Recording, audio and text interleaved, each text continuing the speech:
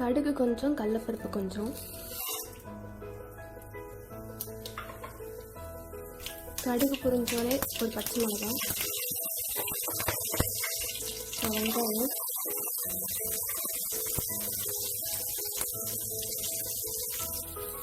அப்புறம் கருவேப்பிலை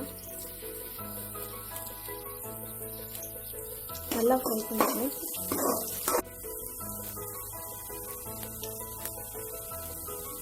வெங்காயம் ஃப்ரை ஆனோடனே தக்காளி,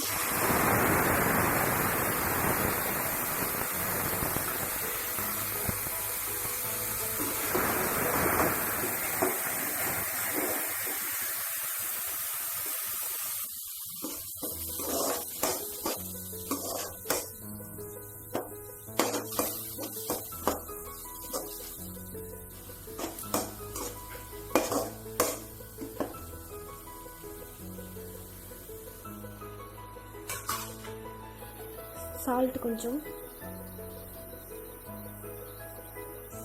மிளகாய்த்தூள் கொஞ்சம், மஞ்சள்தூள் கொஞ்சம், சீரகப்பொடி கொஞ்சம், கறி மசாலா தூள், மல்லித்தூள் இதெல்லாம் எடுத்து ஒட்டுக்கா சேர்த்துக்கணும்.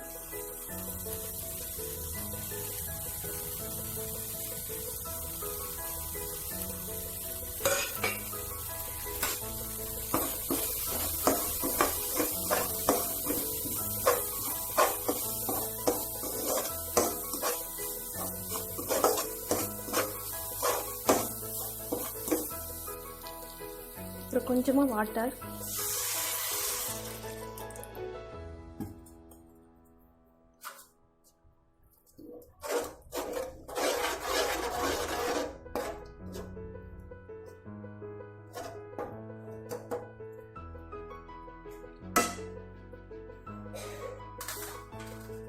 தண்ணி கொதிச்சோடனே சொரக்காய் ஆட் பண்ணிக்கலாம்.